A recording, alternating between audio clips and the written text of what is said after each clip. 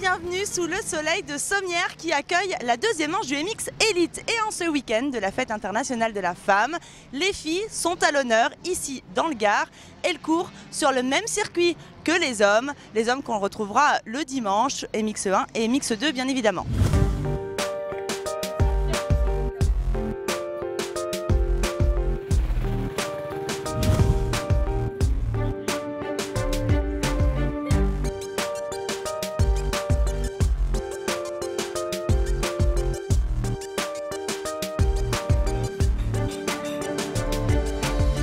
Alors je suis avec la locale de l'étape, Éléonore Valla. De gros espoirs reposent sur vous ici à Sommières, chez vous. Oui, c'est mon club. Je me suis entraînée un peu tout l'hiver ici, 3-4 fois. Voilà, on compte un peu sur moi pour mener haut les couleurs de Sommières. Je vais essayer. Voilà. Je me suis laissé dire que c'est un peu vous qui aviez poussé pour que les filles soient aussi sur ce rendez-vous de MX Elite. Oui, c'est important pour nous, on est très peu médiatisés, on reste des filles malheureusement, voilà, donc c'est vrai que dès qu'on est en même temps que l'élite, on a pas mal, voilà, comme vous aujourd'hui, des interviews, on va avoir des magazines qui se déplacent, le Midi Libre, tout ça, donc c'est vrai que c'est assez sympa pour nous. Et puis voilà, il y a beaucoup de monde, de spectateurs qui sont là pour encourager et ça aussi c'est assez important pour nous. C'est une course, un championnat de France, mon premier championnat de France féminin. Première course avec ma cylindrée 125, donc c'est quand même un petit peu dur. Il y a des noms aussi connus chez les filles de Maria. Alors Ivana, quand on est la fille d'un champion, c'est facile à assumer? Oui et non, parce que c'est dur d'assumer le nom par rapport au résultat, mais niveau sponsor, ça aide beaucoup. C'est la meilleure représentante féminine ici à Sommières, Justine Charroux. On aurait tendance à dire que les filles sont moins metteurs au point que les garçons. Est-ce que vous faites attention à votre mécanique? Moi non, j'y fais pas du tout attention. J'ai mon père qui fait la mécanique, mon entraîneur qui est là pour m'aider pour les traces, donc non, moi je fais pas de mécanique du tout. Nicolas, quelle est la différence entre s'occuper d'un garçon et d'une fille? Tout dépend en fait, à ce niveau-là, en termes de championnat de France, c'est plus facile de discuter avec un garçon parce qu'ils ont un ressenti qui est un petit peu plus important, on va dire. Donc en termes de réglage, ils ont plus de connaissances techniques. On va dire qu'avec les filles, il faut les titiller un petit peu plus pour avoir les réponses sur le comportement de la moto et les évolutions qu'on peut apporter. J'imagine qu'en l'absence de Livia, votre but, ça va être de marquer un maximum de points avant son retour. Bah oui, tout à fait, forcément. L'année dernière aussi, elle était absente à la première épreuve, donc forcément, de toute façon, même quand elle est là, le but c'est soit de me rapprocher le plus possible, soit de prendre la première place.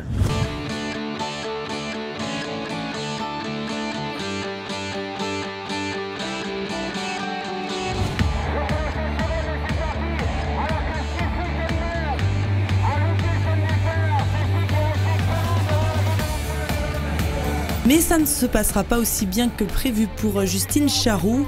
Elle fait un excellent départ, mais cale dans le premier tour et se retrouve troisième.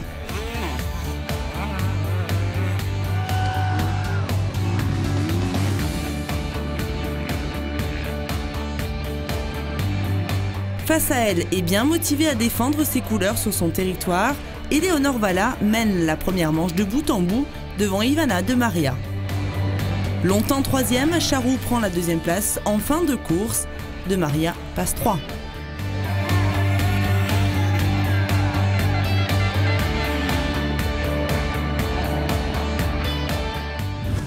Je suis contente, j'ai fait une belle manche, j'ai essayé de gérer le stress parce que première course, mon club, voilà, il y avait pas mal de choses qui rentraient en jeu.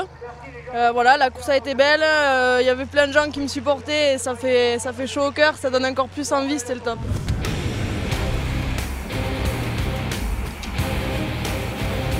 Piquée au vif, Justine Charroux remet les pendules à l'heure dans les deux manches suivantes. Elle s'impose avec une large avance et prend ainsi la tête du championnat de France avant le retour très redouté de Livia Lancelot.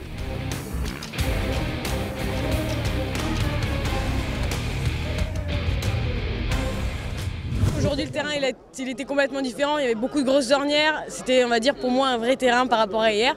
Voilà, j'ai pris pas mal de rythme, à chaque fois je pars en tête et du coup je me suis fait vraiment plaisir surtout en dernière manche. Avec une victoire et 2 deuxièmes places, Valla est deuxième du championnat à 3 points de Charroux. Gloria Jacquemart complète ce podium provisoire grâce à sa régularité tout au long du week-end. Parmi les pilotes en lice, 4 sont des locaux, 3 vont défendre leur place en MX1. Il s'agit de Greg Aranda, Seb Pourcel et Fabien Isoire. Et en MX2, c'est le grand retour de Florent Richier. Nous sommes allés à leur rencontre.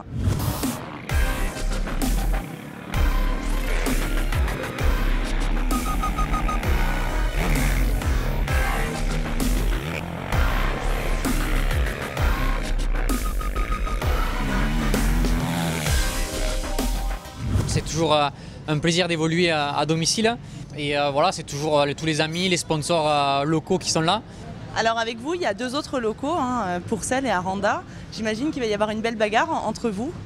Oui, c'est sûr, c'est un peu de très bons pilotes qui d'habitude roulent très vite ailleurs et qui particulièrement sur une piste comme ça la connaissent mieux que moi.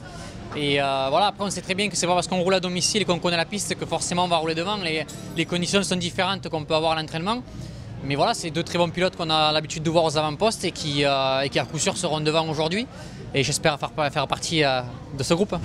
Vous faites partie des locaux, j'imagine que rouler ici c'est toujours un petit peu particulier pour vous.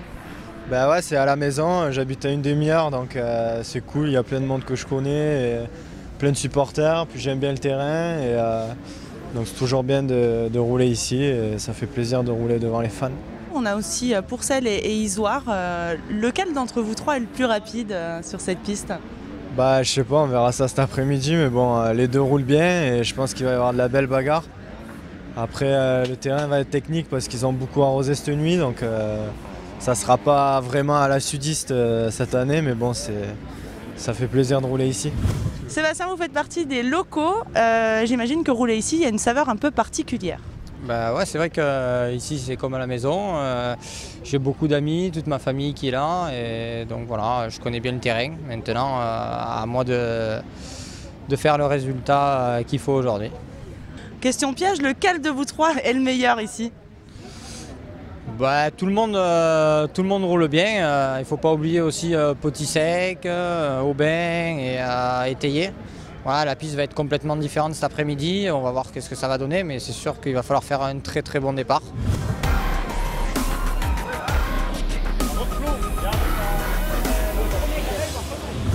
En MX2, c'est le retour de Florent Richier. Il va rouler sur un 152 temps. Parlez-moi un petit peu de cette moto. Alors, c'est une moto d'origine qui a été préparée par Mac Racing. Donc on a travaillé un petit peu dessus sur le moteur et suspension surtout. Je pense qu'on n'est pas trop mal. Bon, on n'est pas au niveau d'un demi Kata, mais bon, avec le niveau que j'avais avec la 4,5 et on va dire avec les années de roulage que j'ai, je pense que j'arriverai à faire quelque chose de pas mal. Et vous connaissant, vous allez faire un peu le show. Si le public est derrière moi, on verra bien.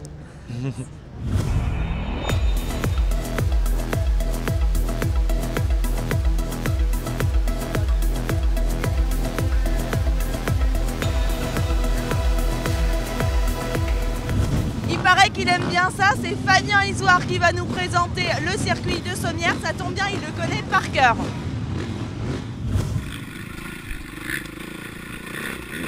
Donc voilà, on est parti pour un tour de la piste de Sommières. Donc le bout droit de départ, qui a une particularité qui est très légèrement en dévers. On arrive sur un double droite, qui pour aujourd'hui est très très glissant au vu de l'arrosage intense cette nuit. Voilà, une petite descente, un gauche très serré et très lent. On arrive sur un double en montée. Voilà, un virage serré à gauche. Un petit droite, on bascule de l'autre côté du terrain. Voilà, on reprend l'élan. Un saut à plat, suivi d'une chicane très serrée qui nous fait énormément ralentir. Voilà, maintenant le fameux Aranda Lips qui a été légèrement modifié, donc c'est une table à double réception maintenant. Une grande descente derrière avec une petite marche au freinage. Un virage à droite. Et là on remonte en contresens pour sauter un autre Aranda Lips. Voilà. Là on revient un petit peu de l'autre côté du circuit. Une petite marche en descente. Un bon virage à gauche. On remonte avec une marche en montée. Un gros saut dans les bois qui rebascule par-dessus la colline. Un autre petit saut à plat. Et une table qui fait beaucoup freiner. Voilà, maintenant on est du côté du départ. un virage à gauche, on longe le départ en contresens juste au-dessus. La chicane juste avant l'arrivée. Voilà le petit bout droit qui arrive juste derrière le départ. Voilà, on refait la chicane, une dernière chicane qui est juste collée au départ et on reprend le bout de départ et voilà, le tour est fini. En MX2, Jolin et Paturel ont signé chacun le meilleur temps de leur manche qualificative. Maintenant, place aux courses et c'est parti.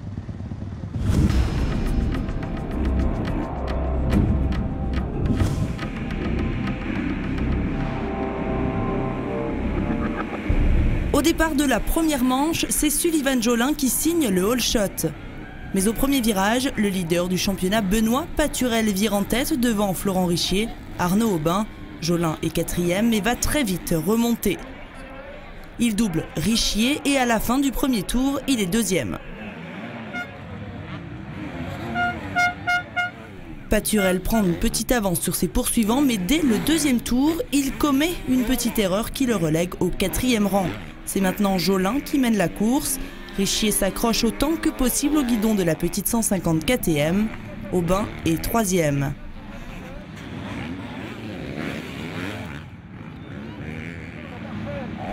Mais Paturel va rapidement l'attaquer pour reprendre une place sur le podium.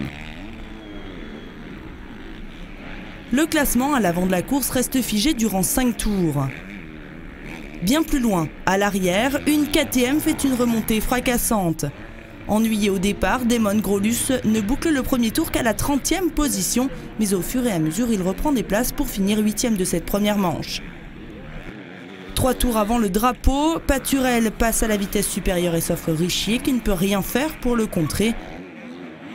Devant, Jolin déroule, il a une avance confortable. Pour l'instant, avec 6 secondes d'avance, ça peut le faire. Devant Paturel en plus. Pardon? Devant Paturel qui va plutôt... Devant Paturel, voilà, qui est leader. Et puis Richier, il faut se méfier, c'est son terrain. Jusqu'au dernier tour, tout peut se passer. Malgré la fatigue et les bras qui font mal, Sullivan Jolin tient sa première place jusqu'au damier. Il s'impose devant Florent Richier qui double Benoît Paturel dans le dernier tour. Je change Kawasaki KTM.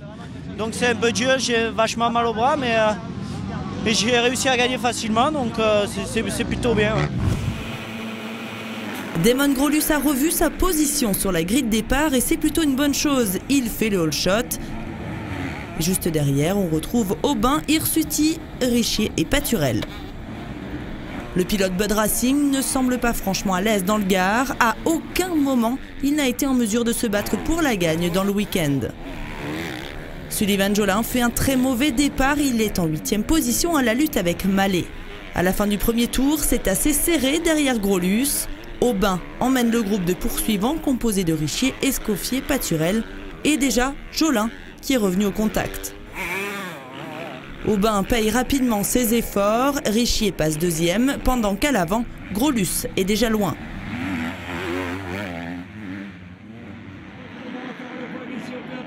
Ça ne bouge pas beaucoup jusqu'à ce que Damon Grolus cale dans le pif-paf de la ligne des panoteurs. Richier recolle alors. Et avec sa moto moins puissante, c'est difficile de rester vraiment en contact.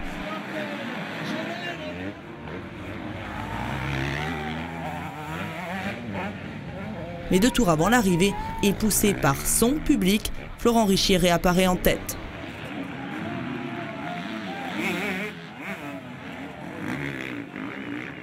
Grolus prend un coup au moral, il perd du temps et voit la victoire s'envoler au profit du local. Jolin, auteur d'une belle remontée en début de course, prend la 3e place de cette seconde manche.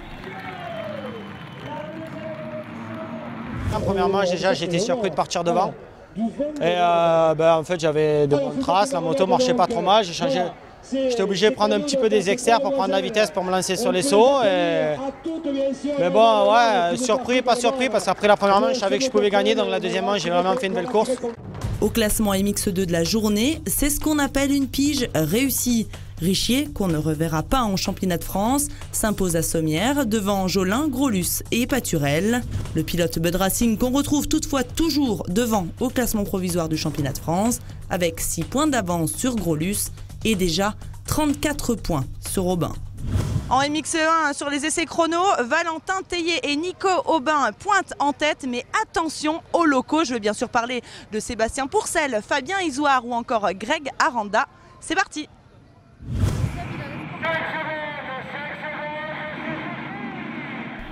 Au départ de cette première manche MX1, c'est Nicolas Aubin qui apparaît en tête du premier virage, mais Valentin Tellier à l'intérieur est mieux placé pour le virage suivant.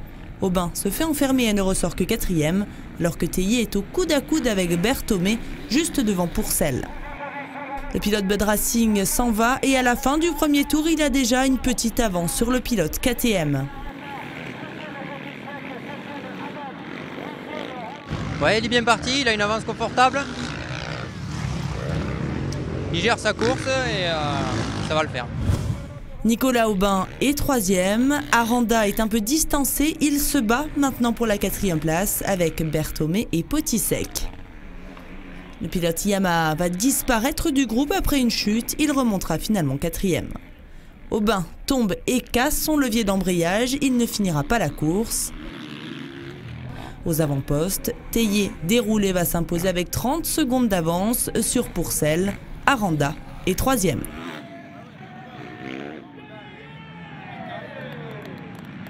Je suis satisfait de ma course malgré mon mal de bras dès le 2e tour. C'était dur parce que rouler avec le mal de bras, on ne roule pas à 100% et malgré tout, je suis quand même content d'avoir gagné. Sur la seconde manche, excellent départ de Potisek, suivi d'Isoire. Tellier se fait enfermer à l'intérieur du premier virage. Christophe Martin ressort 3e, Lafont 4 et Jacquiot 5.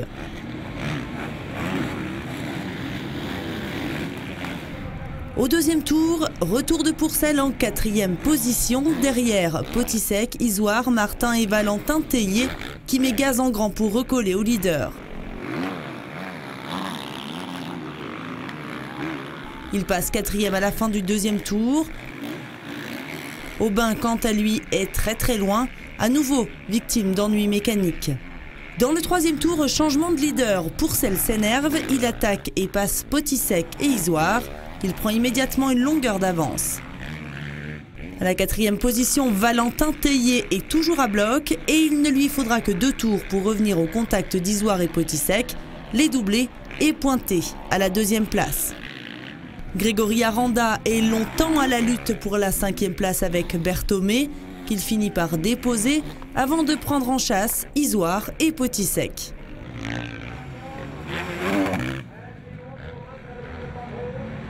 Seul au monde depuis le début de la manche, le clan Pourcel est confiant. Ça va tenir? Faut espérer, mais normalement, si le pilote se donne à fond, c'est bon, je pense. On a vu que Tellier avait mis, ça y est, enfin la machine en marche, hein, il a vraiment accéléré. Ouais, il est un peu moins bien parti que Seb. Mais là, ça y est, il est second, on va voir si l'écart se réduit ou se creuse. Vous avez peur de Tellier? Non, pas spécialement, non. Pourtant, derrière lui, la plaque rouge de Valentin Tellier se rapproche de plus en plus. Dans un style très agressif, le pilote Bud Racing fond littéralement sur la KTM. Ouais, il fait des bons chronos, donc on suit l'écart avec le premier et on espère qu'il va grappiller et pouvoir porter quelques attaques. À la 3e place, Aranda s'est invité au débat au milieu de Potisek et Isoire, qu'il double juste avant la ligne à 4 tours de l'arrivée. Pourcel avait bien senti la menace, Tellier finit par le doubler à 3 tours du drapeau. Le pilote KTM s'accroche, il veut impérativement gagner devant son public. Et jusque dans les derniers mètres, il porte une ultime attaque qui déstabilise Tellier, mais pas suffisamment pour lui voler la vedette. Et ça se joue à une demi-moto sur la ligne. Au début, je voulais m'économiser pour la super finale. C'est raté dans les 2 derniers tours où j'ai dû tout donner. Il n'a pas manqué grand chose, mais bon, c'était une belle bagarre. Et Valentin a encore très bien roulé. Après derrière c'était un peu plus loin, donc voilà, mais bon, on va voir la super finale. La journée est signée Valentin Tellier avec un sans faute. Devant Sébastien Pourcel et Grégory Aranda, Milko Potisek est 4e, Fabien Isoire 5e. Au championnat, on prend presque les mêmes et on recommence, hormis la 3e place qui est occupée par le pilote Yamaha Milko Potisek devant Greg Aranda. Ce week-end se termine avec la super finale. On va prendre les 20 meilleurs pilotes du MX2, les 20 meilleurs du MX1. Et alors là, il va y avoir un beau suspense, un beau spectacle sur cette piste de Sommières.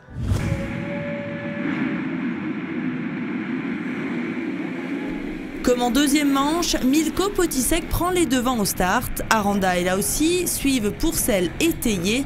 Aranda touche la roue de Potisek, il se fait passer à l'intérieur par Tellier et à l'extérieur par Pourcel. Valentin Tellier est rapidement premier après une erreur de Potisek. Pourcel est deuxième et les deux hommes promettent à nouveau une belle bagarre sur cette super finale. Derrière eux, on retrouve Aranda, Isoire et Aubin. Dans le deuxième tour, c'est Pourcel qui prend les commandes, bien décidé à enfin gagner chez lui. Mais il commet une erreur 2 tours plus tard. Tellier reprend la tête devant Aranda, mais Pourcel recolle rapidement, il est accompagné de Nico Aubin. Talonné de près par Pourcel, Aranda semble enfin vouloir jouer la gagne sur cette dernière course du meeting. Il porte plusieurs attaques sur le pilote Bud Racing.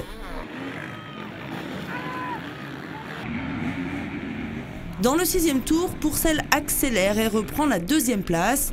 Il se rapproche de Valentin Tellier. C'est à nouveau le suspense assuré pour les 6000 spectateurs venus encourager les crossmen locaux.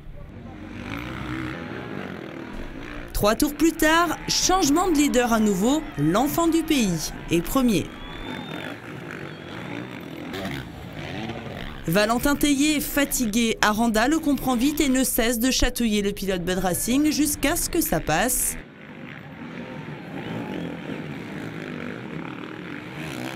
Nicolas Aubin, alors confortablement installé en 4e position depuis le début de la course, chute et ça ruine la suite de sa saison. Poignet cassé pour le pilote Honda HDI.